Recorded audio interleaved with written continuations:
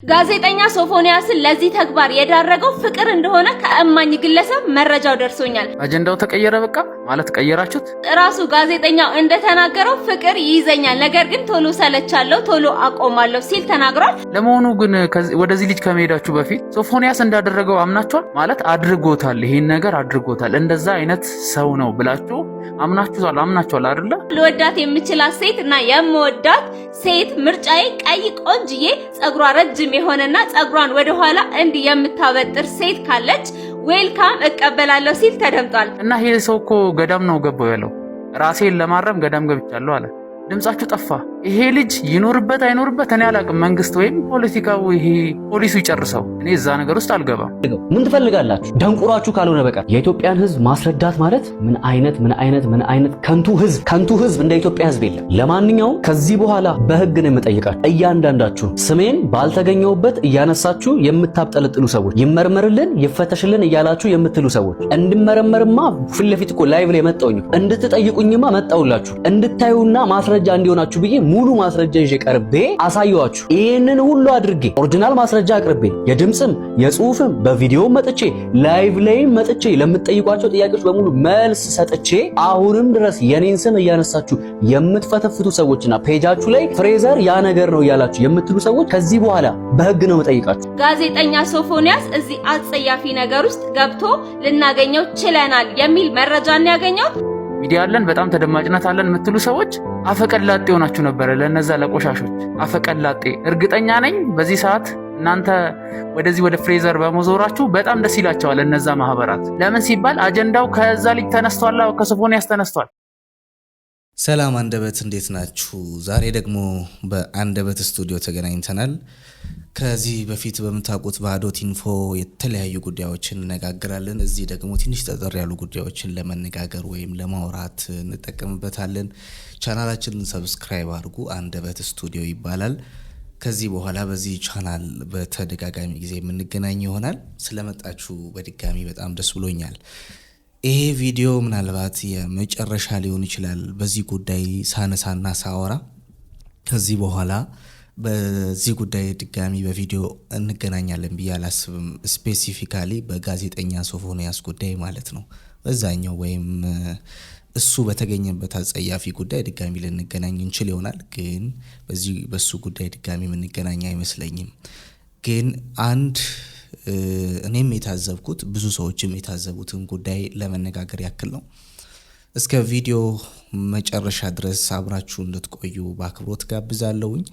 የጋዜጠኛ ሶፎንያስና ተመሳሳይ ጉዳዮችን እንመለከታለን። በቃ ጉዳዩ እንደዚህ ተረሳ ወይ ዝም ተባለ ወይ ለዚህ ታክል ነበረ እናወራ የነበረው ወይ በሱ ጉዳይም ብቻ ሳይሆን በተመሳሳይ ጉዳዮች በተመሳሳይ ሰዎች ጉዳይ ማለት ነው። እስከ መጨረሻው ቆዩ። መልካም ጊዜ ይሁንላችሁ። ከዚህ በፊት ተናግሬው ያለው ይሄንን ጉዳይ እንደነ ጋዜጠኛ ሶፎንያስ ካሉ ሰዎች ጀርባ አደገኛ ጉዳይ አለ ብያችሁ ነበረ። ጉዳዩ የጋዜጠኛ ሶፎንያስ ጉዳይ ብቻ ሳይሆን የማህበሩ ነው። የአንድ ግለሰብ ብቻ ሳይሆን የማህበሩ ነው። ብዙዎቻችሁ እጅግ በጣም በሚያሳዝን ሁኔታ የማታስተውሉት ነገር ቢኖር እንደዚህ አይነት ጉዳዮች ሀገራችን ውስጥ ሲፈጸሙ የሶሻል ሚዲያ መነጋገሪያ የሆኑና ለጥቂት ጊዜ ይሰነብቱና ከዛ በኋላ እንዳልነበሩ እንረሳቸዋለን። ከዚህ በፊት ተናግሬያለሁ። አንዳንድ ጉዳዮች ማስታወቂያ ናቸው። አንዳንድ ጉዳዮች ማስጠንቀቂያ ብቻ አይደሉም፣ ማስታወቂያም ጭምር ናቸው። እነዚህ ሶዶሚያንን እንቃወማለን፣ ተመሳሳይ ጾታ አፍቃሪያንን እንቃወማለን ብላችሁ ስትሉ እያደረጋችሁ ያላችሁት በአንድ አቅጣጫ ግንዛቤ እያስጨበጣችሁ ነው፣ እያስጠነቀቃችሁ ነው። በሌላ አቅጣጫ ግን ማስታወቂያ እየሰራችሁ ነው። አይታችሁ ከሆነ እንደዚህ አይነት ነገር ሀገራችን ላይ ሲፈጠር ከጋዜጠኛ ሶፎንያስ በፊትም በተደጋጋሚ ጊዜ ሰዎች ተቃውሟቸውን ለማሰማት ይረባረባሉ። በተለይ ሶሻል ሚዲያው ላይ ቪዲዮ የማይሰራባቸው ሰው የለም። የሆነ ጊዜ እንደውም ትዝ ይላችሁ እንደሆነ በአዲስ አበባ መሀል አዲስ አበባ ላይ የወጡ እንኳን ወጣቶች በተለያዩ ግንዛቤ በሚሰጡ ባነሮች፣ ማስታወቂያዎች ሲቃወሙ ተመልክታቸዋል። ግን መጨረሻው ምንም ውጤት ይዞ የመጣ አይመስልም። በነገራችን ላይ ከማህበረሰብ ከባህል ያፈነገጡ ቲክቶከሮች ወደ እስር ቤት ሄደው ተመክረው ወይም ደግሞ በህግ ጉዳይ የተያዘ ጉዳዮች ቢኖሩም ተመልሰዋል ከእስር ቤት። የጋዜጠኛ ሶፎንያስ ግን ከህግ አንጻር እስካሁን የተመለከተ ድምዳሜው ምን እንደሆነ ያየ ሰው የለም። ምንም እንኳን ይህንን ጉዳይ ያጋለጠው ወንድማችን ፍሬዘር በፖሊስ ቁጥጥር ስር ቢውልምና ምርመራ እየተደረገበት ቢሆንም እንኳን ማለት ነው። እነዚህን ጉዳዮች እንድንመለከት ፈልጋለሁ። በአደባባይ ስለ ተመሳሳይ ጾታ እንድታወሩና እንዲተዋወቅ የሚደረግበት ከእንደዚህ አይነት ሰዎች ጀርባ ያለው አደገኛ ሴራ ከዚህ በፊት ተናግሬው ያለው ከዚህ በፊት ይህን ሀሳብ አንስተናል፣ ግን የመጨረሻ ስለሆነ እንደግመዋለን። ተመሳሳይ ጾታን በተመለከተ ምን ታስቦ ነው እንደዚህ አይነት ነገሮች የሚደረጉት? በአእምሮ ማጠብ ስልት አጀንዳ ሰጥተው በአንድ ሰው ራሳቸውን አሳውቀው ከድሮ ከውጭ አገር በግልጽና እኛ አገር በሹክሹክታ ነበር ስለ እንደዚህ አይነቱ ጉዳይ የምንሰማ የነበረው። አሁን በግልጽ መጥቶል አእምሮንም አጥበው ሄደዋል። አንተም ሾርት ሜሞሪ ስለሆንክ 2 ቀን ታወራና ቅድም እንዳልኩት ዝም ትላለህ። ቀጣይ ነገሩን በስፋት ይሰሩበትና በስተው ከችላሉ። አሁኑኑ ጀምረ ውስጥ ለውስጥ ምንጩን ለማድረግ ካልሰራ ማለቴ ነው። እሺ ተከተለኝና ስማኝና አዳምጠኝና ስልታቸውን አደገኛ ስልታቸውን ልንገር። ከባህል መስመር መውጣት፣ ስለ ተመሳሳይ ጾታ ጉዳይ የተጠና የሴራ ትንታኔ። ወዳጄ በድንገት የብሔራዊ ውይይት ማዕከል በሆነው በዚህ ጉዳይ ዙሪያ መወያየታችን ጉዳዩ ራሱ ሳይሆን ጉዳዩ የመጣበት መንገድና ጊዜ ምን ያህል ስልታዊ እንደሆነ እንድንገነዘብ ይረዳናል። ሴረኞች እንዲወራ የፈለጉበት አንድምታ ምንድን ነው? ይህንን ርዕስ ተመሳሳይ ጾታ ሆን ብለው ወደ አደባባይ ያመጡት ኃይሎች የውጭ ጫና፣ የገንዘብ ተጽዕኖ ወይም የአውሬው ስርዓት የሚያራምዱት 3 ዋና ዓላማዎች ምንድን ናቸው? አንደኛው እሴቶችን ወይም የእሴት መሰረትን ማፍረስ ነው። የማንኛውም ማህበረሰብ መሰረት ቤተሰብ ነው። የቤተሰብ መሰረት ደግሞ በአንድ ወንድና በአንዲት ሴት ጋብቻ ላይ የተመሰረተ ነው። ይህንን የጋብቻ ስርዓት ማፍረስ ሲቻል ማህበረሰቡ የሞራልና የባህል አባት የለሽ ይሆናል፣ በቀላሉም ይፈርሳል። የመጀመሪያው የእሴት መሰረትን ማፍረስ ነው። የኛ እሴት የመጽሐፍ ቅዱስም እሴት የሆነውን አንዲት ሴት ከአንድ ወንድ ጋር የሚለውን የቤተሰብ መመስረቻ መሰረት መናድ ነው ዓላማቸው የመጀመሪያው። ሁለተኛው የመንፈሳዊ ጦርነት ነው። ኢትዮጵያ ጠንካራ ሃይማኖታዊ መሰረት ያላት በመሆኗ ይህንን ጉዳይ ማስፋፋት ማለት ቀጥተኛ መንፈሳዊ ጦርነት መክፈት ማለት ነው። ክርስቲያናዊና እስላማዊ እሴቶችን በአደባባይ መጋፈጥ ሲቻል የሰውን እምነት ማናወጽ ይቀላል። ሁለተኛው ዓላማቸው ይህ ነው። ሶስተኛው የሀገርን የመከላከል አቅም ማዳከም ነው። አንድ ሀገር በውስጥ የእሴት ትግል ሲዳከም ከባድ የፖለቲካና የኢኮኖሚ ውሳኔዎችን ለማሳለፍ የውጭ ኃይሎች ተጽዕኖ በቀላሉ ያሸንፋል። እኛ በገንዘብና በዲፕሎማሲ እንገጥማቸዋለን የሚል መልእክት ማስተላለፍ ማለት ነው። ይሄ የተጠቀሙት ስልት አደጋው ምንድን ነው? ሴረኞች ይህንን ጉዳይ በኢትዮጵያ ሕዝብና ወጣት አእምሮ ውስጥ ለመትከል የተጠቀሙበት ስልት እጅግ ረቂቅ ነው። 3 ደረጃዎች ደግሞ አሉት።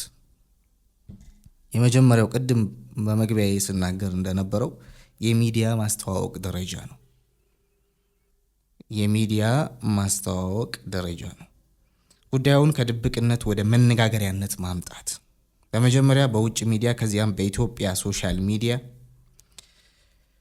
በቲክቶክ በዩቲዩብ እና በተለያዩ ሶሻል ሚዲያዎች ፍቅር ማንንም አይመርጥም በሚል ስሜታዊ መፈክር ማቅረብ። ይህ አደገኛ ነው። ሁለተኛው ልማድ የማድረግ ደረጃ ነው። ጉዳዩን ከከባድ ኃጢአት ወደ ግል መብትና መቻቻል በሚሉ ቃላት ማቅረብ። ወጣቱ ጉዳዩን ሲሰማና ሲያይ ከመደንገጥ ይልቅ ምን ችግር አለው ብሎ እንዲያስብ መገፋፋት። ሶስተኛው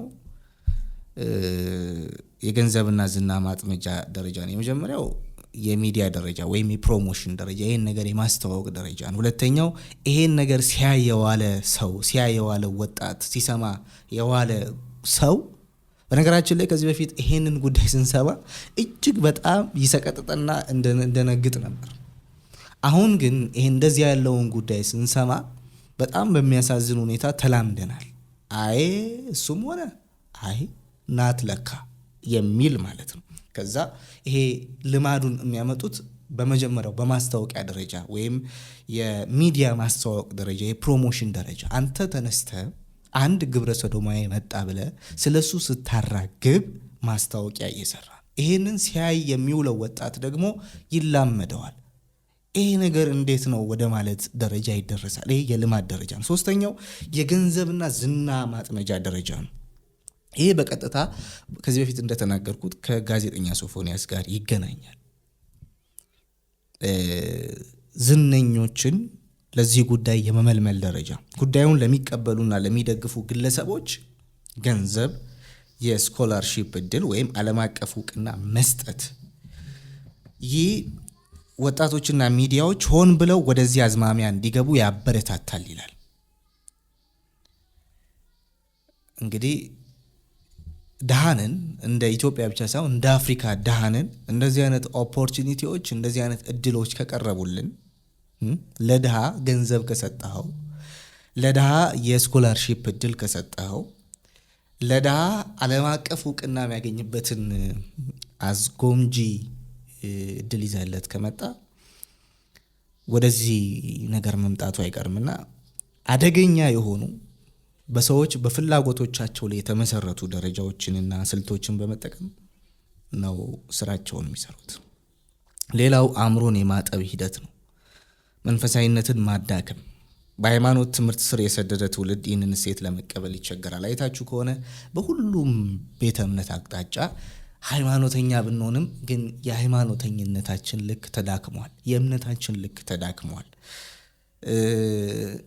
ሃይማኖተኝነታችንም እየተገፈፈ መሆኑ ማሳያ ነው። አንዳንዱ ነገሮች ለመስማት የሚከብዱ ለማየት የሚቀፉ የሆኑት ማለት ነው። ስለዚህ በመንፈሳዊ ህይወቱ የደከመ በሃይማኖት ትምህርት ስር የሰደደውን ትውልድ እንዲደክም በማድረግ አስቀድሞ ቤተክርስቲያን ከሚለው ትምህርት እንዲርቅ በሌሎች የከንቱነት ቲክቶክ ይዘቶች ያደነዝዙታል። ቲክቶክ ብቻ አይደለም፣ በሌሎች የሶሻል ሚዲያ ይዘቶች ያደነዝዙታል። ሰው እምነቱን እንዳይከተል፣ ወደ እምነት ተቋም እንዳይሄድ፣ የእምነቱን መመሪያ እንዳያነብ ያደርጉታል። ከዛ ያደነዝዙታል። ለማደንዘዝ የሚጠቀሙባቸው መሳሪያዎችም አሁን ያላችሁበት የሶሻል ሚዲያ አንዱ ነው ይላል። ለማንኛውም ይሄ ጉዳይ ከኔ ጋር ተመሳሳይ ሀሳብ ሊያነሳ የሚችል አንድ ቪዲዮ ላሳያችሁ እስቲ። አጀንዳው ተቀየረ በቃ ማለት ቀየራችሁት። ለመሆኑ ግን ወደዚህ ልጅ ከመሄዳችሁ በፊት ሶፎንያስ እንዳደረገው አምናችኋል? ማለት አድርጎታል፣ ይሄን ነገር አድርጎታል፣ እንደዛ አይነት ሰው ነው ብላችሁ አምናችኋል አይደለ? እና ይሄ ሰው እኮ ገዳም ነው ገባው ያለው። ራሴን ለማረም ገዳም ገብቻለሁ አለ። ድምጻችሁ ጠፋ። ይሄ ልጅ ይኖርበት አይኖርበት እኔ አላቅም። መንግስት ወይም ፖለቲካው ይሄ ፖሊሱ ይጨርሰው። እኔ እዛ ነገር ውስጥ አልገባም። ግን እውነት አጀንዳው ወደዚህ ልጅ የሚቀየር ነበረ ወይ? አንዳንድ ትላልቅ ሰዎች ስታወሩ ሰምቼ ነበረ። ሚዲያ አለን፣ በጣም ተደማጭነት አለን የምትሉ ሰዎች አፈቀላጤ ሆናችሁ ነበረ ለነዛ ለቆሻሾች አፈቀላጤ። እርግጠኛ ነኝ በዚህ ሰዓት እናንተ ወደዚህ ወደ ፍሬዘር በመዞራችሁ በጣም ደስ ይላቸዋል እነዛ ማህበራት። ለምን ሲባል አጀንዳው ከዛ ልጅ ተነስቷል፣ ከሶፎንያስ ተነስቷል። አልታሰረም፣ በዚህ ሰዓት በህግ ቁጥጥር ውስጥ አልሆነም። ይታሰር አላላችሁም ማናችሁም ማለት ነው። ኢቭን ያመናችሁበት ራሱ አይመስልም። ይሄ ልጅ ይሁን አይሁን አይታወቅም። ከሆነም በሆነ ወይ ነው የሚደረስበት አይደለ? መንግስት ይዘዋል፣ ከዛ ምርመራ ይደረግበታል፣ ስልኩ ቼክ ይደረጋል፣ ያለው ነገር ይታያል። በቃ አለቀ። አንተ እንዴት ነው ሲጀመር እንዴት አወቅ እንደዛ መሆኑን? እንዴት ተጠግታ አወራኸው? እንዴት በምንስ አጋጣሚ ተገናኛችሁ? ምናምን እርግጠኛ ሆኜ እነግራችኋለሁ ከዚህ በኋላ አንድ ሰው ሚዲያ ላይ ወጥቶ እንትና ግብረ ሰዶም ነው መጥቶ እንደዚህ አውርቶኛል ብሎ በድፍረት አይናገርም። ይሄን ነገር አይናገርም። ለስሙ የምትቃወሙ ትመስላላችሁ። የሃይማኖት ሀገር ፌኮች፣ ፌክ የሃይማኖት መልክ ብቻ ሁልሽም ማለት ነው። ሁልሽም አሁን ከዚህ በኋላ አትጠብቅ። የሆነ ሰው እንትና ግብረ ሰዶም ነው መሰለኝ በዚህ መልኩ እያወራኝ ነው ብሎ ቪዲዮና የሆነ ማስረጃ ለማውጣት ይፈራል። ለምን ሲባል ይሄው እዚህ ልጅ ላይ ተከርብታችሁ እኮ እሱን እየወቀጣችሁት ነው። ዋናውን እንኳን ያመናችሁበትም ከሆነ አልያዛችሁትም። ይታሰርም አልተባለም። ይሄው አልታሰረም እኮ። ይገደል ይታሰር ትሏል ነበር እንዴ ካሁን በፊት ሌሎቹ? ይሄው እዚህ ልጅ ላይ ምንም አልተባለም። ያው እኔ ይባል አይባል ምናምን አይደለም፣ እኔ አያገባኝም። የምታረጉትን አድርጉ እዛ። ግን በጣም ያስገረመኝ እዚህ ልጅ ላይ የሄዳችሁበት ርቀት ለምን ዋናው የታወቀው ላይ አልሄደም? ለምን አልተደረገም ነው? እሺ እዚህ ልጅ ላይ እንደዚህ አይነት ጥርጣሬ ይነሳ፣ ችግር የለውም። ግን እኮ አጀንዳው ሞር እኮ ወደዚህ ወደ ፍሬዘር ወደሚባለው ልጅ ነው የዞረው። አስተውላችኋል? እና ማን ነው ይሄንን አይቶ ከዚህ በኋላ መጥቶ አይ እኔ እንትና ግን እያወራኝ ነው በእንደዚህ አይነት ወይ ይሄን ነገር አላወጣውም። ምክንያቱም ያኔ ፍሬዘር እንደዚህ አይነት ነገር ሲያወጣ ወደሱ ተከርብተውበት ነበር። ሶላ ለምንድን ነው እኔ ማውጣው ወደ እኔ ቢከርበትብኝስ ብለው በጣም ብዙ ሰው እንዲፈራ አድርጋቸዋል። ያ ቆሻሻ ማህበር በዚህ ሰዓት ደስተኛ ነው አምሹር ያለምንም ጥርጥር። እና እነዚህ ቆሻሻ ሰዎችን ለማጋለጥ ሰው እንዲፈራ ነው እንደምታረጉት። መጠየቅ ካለበት እሱንም ቼክ አድርጉት ብለህ ታልፍና ወደ ዋናው አጀንዳ ወደ ሶፎንያስ ትሄዳለህ። አለቀ። ሶፎንያስን ጭራሽ ትተኸው አጀንዳው ሙሉ ለሙሉ ወደዚህ ልጅ እንዴት ይሆናል ወይ? አረ ሾርት ሚሞሪ አገሬ ሰው አረ ይደብራል። በጣም ይደብራል። እግዚአብሔርን በጣም ይደብራል። ሪፖስት አድርጉት፣ ሼር አድርጉት። እንግዲህ እንደሰማችሁት ነው። በነገራችን ላይ ይህን ቪዲዮ ስታዩት ልጁ ቪዲዮ ለመቀረጽ የተጠቀመው ማስክ ነው፣ ፊቱን ሸፍኖ ነው። እነሱ ግን ይህንን አጸያፊ ብለን የምንለውን ድርጊት ፊት ለፊት ሆነው መጥቶ ለመናገር ወይም ፊት ለፊት ስለዚህ ጉዳይ ለማስተዋወቅ ማስክ ማድረግ አይጠበቅባቸውም። እኛ ግን እንቃወማለን ባዮቹ ማስክ እስከ ማድረግ ደርሰናል። ዶሚኔት ተደርገናል። ዞሮ እሱም እያለ ያለው በቃ አወራችሁ፣ ጨዋችሁ፣ ምን አለ ልጁ ታሰረ አልታሰረ፣ ተያዘ አልተያዘ፣ የት ይሁን አይሁን የሚጠይቅ አካል የለም ነው እያለ ያለውና አሳዝናል። እስቲ ሌላ ቪዲዮ እኔ በነገራችን ላይ አንድ ቪዲዮ አይቼ ነበር እዚሁ ሶሻል ሚዲያ ላይ ትክክለኛ ስላልመሰለኝ እስቲ እንየውና ሶፎንያስን በፍቅር የጎዳችው ሴት ናት ወደዚህ ጉዳይ ያመጣችው ወደዚህ ጉዳይ እንዲገባ ያደረገችው ይላል። ከዛ ደግሞ ታዋቂዋን ጋዜጠኛ ናፍቆትን ከዚህ ቀደም ፍቅረኛው እንደነበረችና በሱ እንየው እስቲ። ጋዜጠኛ ሶፎንያስን ለዚህ ተግባር የዳረገው ፍቅር እንደሆነ ከእማኝ ግለሰብ መረጃው ደርሶኛል። እራሱ ጋዜጠኛ ሶፎንያስ የሚለውን ሰምተን እንመለስና ሙሉ መረጃውን አጋራችኋለሁ። አፈቅራለሁ ግን ቶሎ ሰለቻለሁ። እውነት ለዛ እስካሁን ያላገባው። በዚህ አጋጣሚ ቆንጆ ቀይ ሴት ነው የምወጣው፣ ጸጉሯ ረዘም ያለ እንዲህ ካለሽ መምጣት ትችላለች። ያውና ያለ በጣም ደስ ተስተካክያለሁ ነው ማለት ነው።